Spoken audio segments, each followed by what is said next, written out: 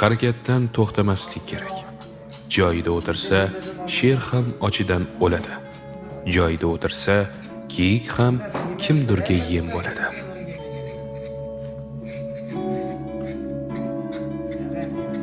O'zing haqingda yomon so'zlama. Zero ichingdagi jangchi buni eshitadi va zaiflashadi. Jasurlik bu hech narsadan qo'rqmaslik emas. Jasurlik bu qo'rquvlarga qaramasdan oldinga qarab intilishdir.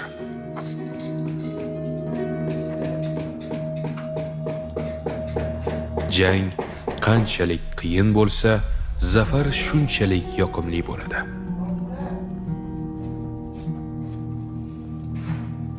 G'alabalar davrida